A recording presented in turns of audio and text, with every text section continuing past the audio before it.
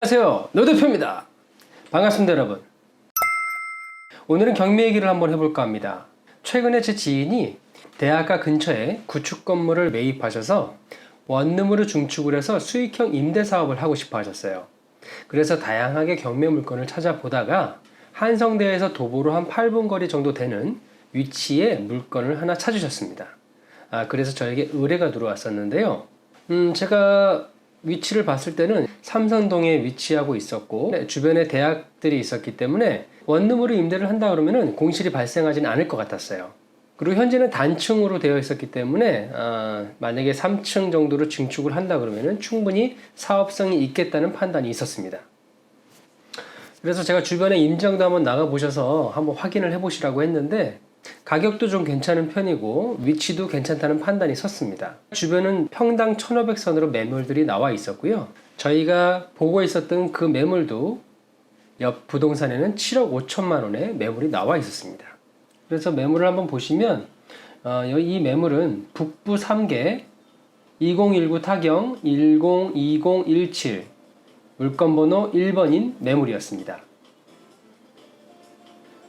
위치가 서울 성북구 삼선동 1가 279-1번지였고요. 일단은 단독주택 매물이었고요. 그 다음에 감정평가액이 5억 8,829만 50원이었습니다. 최저 경매가도 동일한 금액으로 되어 있고요. 이 매물은 사실은 제가 영상을 찍기 전에 낙찰이 됐었습니다. 2020년 4월 27일 날 낙찰이 됐고요.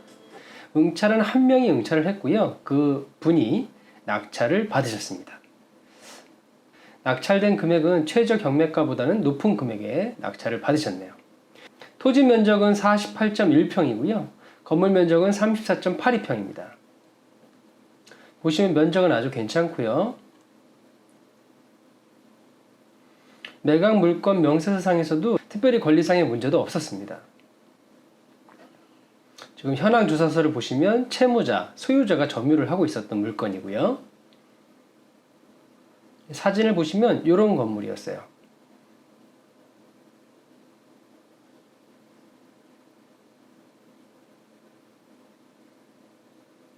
주변에 단독주택이나 공동주택들이 많이 있었고요. 자, 그런데 우리가 부동산을 투자하실 때는 제가 반드시 토지이용계획 확인원이라는 것을 꼭 보라고 말씀드렸었잖아요. 경매에 응찰을 하기 전에도 마찬가지입니다. 꼭 현장도 가보셔야 되고 지적도라든지 토지대장, 건축물대장, 그 다음에 이 반드시 토지이용계획 확인서를 확인해 보셔야 돼요. 자, 한번 볼까요? 루리스에서 해당 지번을 입력하시고 이 토지이용계획 확인원을 한번 보시면 여기는 지금 도시지역이고 제1종 일반 주거지역입니다. 그런데 다른 법령 등에 따른 지역, 지구 등을 보시면 여기는 가축 사육 제한구역이고요. 상대 보호구역입니다. 그래서 교육환경 보호에 관한 법률을 확인을 해 보셔야 되고요. 그리고 대공 방어 협조구역, 그 다음에 문화재 보호구역, 과밀 억제권역. 근데 여기서 우리가 여러 가지를 다 체크를 해봐야 되는데 문화재 보호구역이라는 것이 나오네요. 이게 과연 뭘까요? 이 문화재 보호구역이라는 것은 국보나 보물 또는 사정, 명승, 천연기념물 등 문화재 보호를 위해서 지정하는 구역을 말하는 거예요. 그래서 이 문화재 보호구역은 토지 이용 제한 등을 좀 받습니다. 대부분 시나 도의 문화재 조례로 지정을 하고 있어요. 그래서 건설 공사로 인해서 이 문화재가 훼손되면 안 되잖아요. 그렇기 때문에 이 문화재 보호 구역이라면 반경 500m 이내에 현상 변경 허가 대상 구역으로 지정을 할 수가 있어요. 문화재 보호 구역으로 되어 있으면 함부로 건설을 마음대로 할 수 없다는 거예요. 그런데 이 해당 물건이 문화재 보호 구역으로 지정이 되어 있는 겁니다. 바로 그 매물 앞에 한양도성이 있었거든요. 그렇기 때문에 주변이 전부 문화재 보호 구역으로 지정이 되어 있었던 거예요.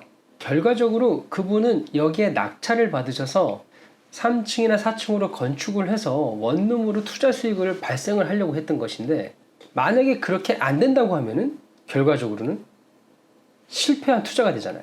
아무리 입지가 좋고 여러 가지 환경이 다 좋다고 해도 내가 원하는 투자 수익을 얻지 못한다면 결과적으로 그 투자는 좋지 않은 투자잖아요. 그래서 그분한테 제가 토지 이용 계획 확인원에 나온 대로 문화체육과에 문의를 하라고 했습니다. 그랬더니 현재 지적 재조사 중이기 때문에 이 지적 조사 마무리까지는 상당한 시간이 걸릴 수 있다고 말씀하셨답니다. 그리고 그 다음에는 문화체육과에 심의를 신청해야 되고, 심의가 통과가 된다면은 인접지 동의서를 또 준비를 해야 되고요.